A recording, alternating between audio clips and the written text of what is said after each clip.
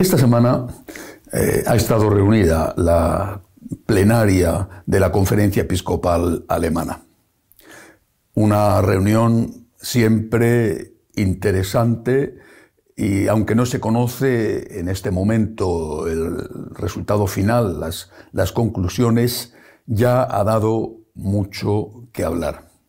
Empezando por las palabras del nuncio de su santidad en Alemania, Monseñor Eterovic, que en el discurso inicial ante la plenaria les recordó la carta de los 3 cardenales del Vaticano, Parolin, Ladaria y Ouellet, por las que se les prohibía completamente, tanto a la persona del obispo como a la propia conferencia episcopal, la creación de los consejos sinodales. Y también, les dijo Monseñor Eterovic, les estaba completamente prohibido otorgar ningún tipo de orden sacerdotal, ni siquiera el grado de diácono, a las mujeres. Es verdad que podía haber hablado de otras cosas, por ejemplo, de la bendición de parejas homosexuales, pero eso había sido ya motivo anterior de un comunicado por parte del Vaticano.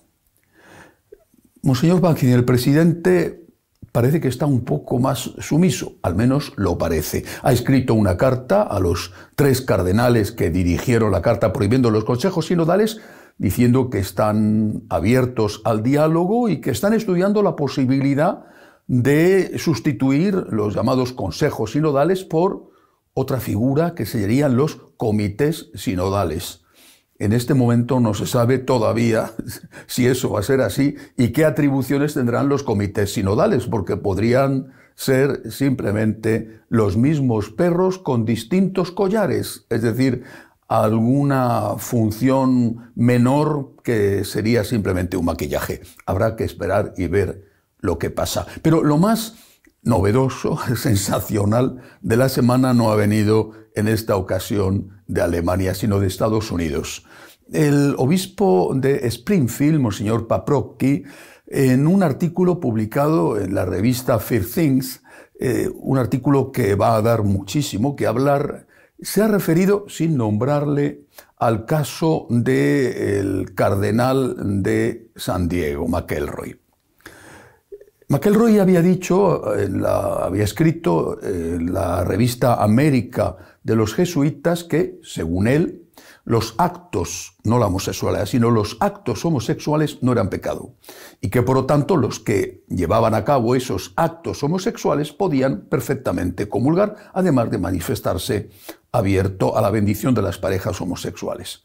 Pues bien, Paprocki, que es el que preside la Comisión de Derecho Canónico y Gobierno de la Iglesia dentro de la Conferencia Episcopal Norteamericana y que es un experto en Derecho Canónico, Paprocki, en el artículo que acaba de publicar, dice que eso es una herejía y que, por lo tanto, de forma automática cae sobre el cardenal de San Diego la excomunión late sentencia. Lo ha dicho así. Aunque no cita por el nombre a McElroy, dice que el que ha hecho esa afirmación, y además dice que ha sido un cardenal el que ha hecho esa afirmación, está automáticamente excomulgado.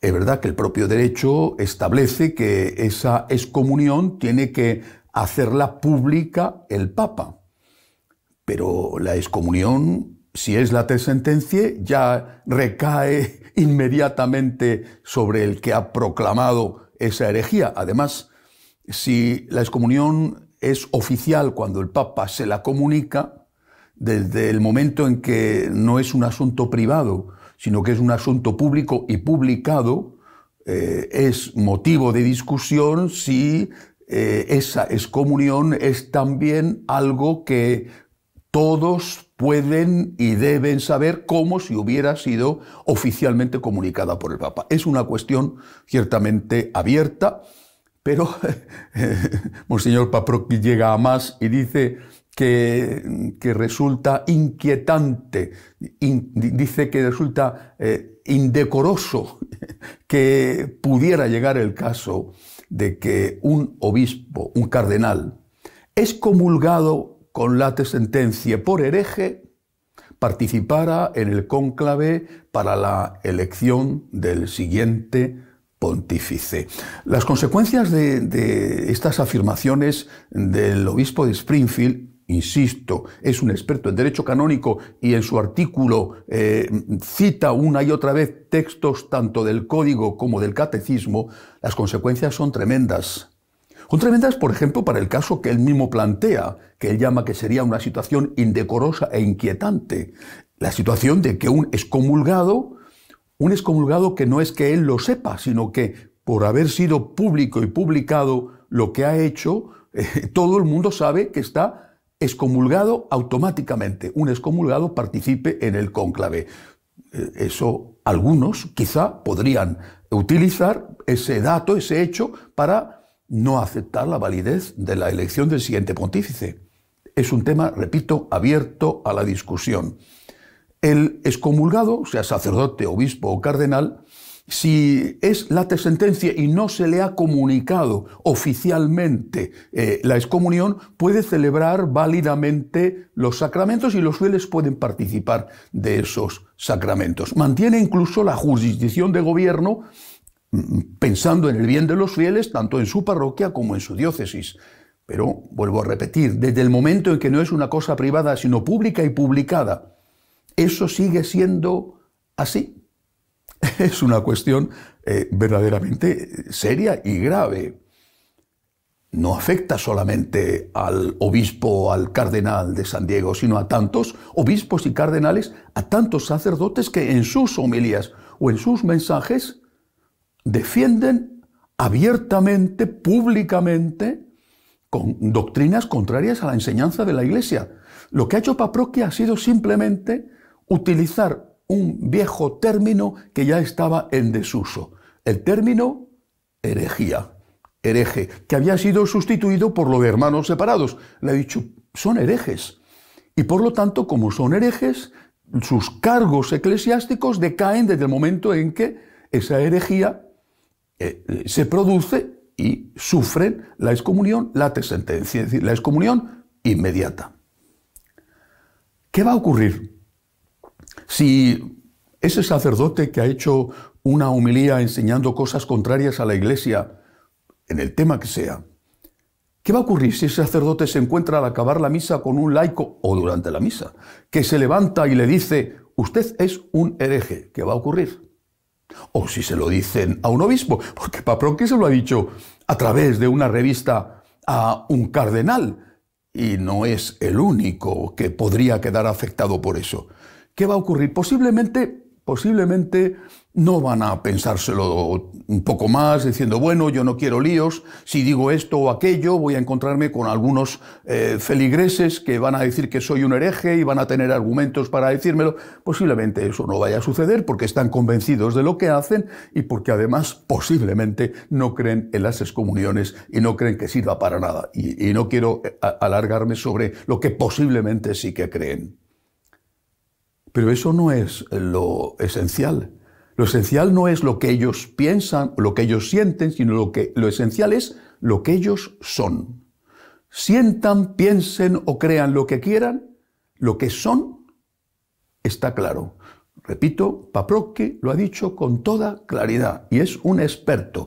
Son herejes y están excomulgados. Que eso no será oficial hasta que no reciban de su obispo un comunicado o del papa un comunicado. De acuerdo, pero que lo son.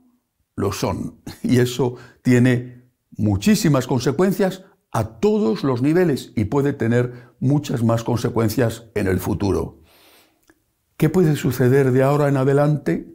¿Se lo van a pensar más? No lo sé, pero desde luego van a saber y van a encontrarse con fieles que se lo van a decir. Podrán contestarles, insultándoles o llamándoles a esos fieles de todo, pero se lo van a decir. Usted está enseñando algo contrario a la doctrina de la Iglesia, usted está excomulgado. Y por lo tanto, usted es un sacerdote excomulgado o un obispo excomulgado.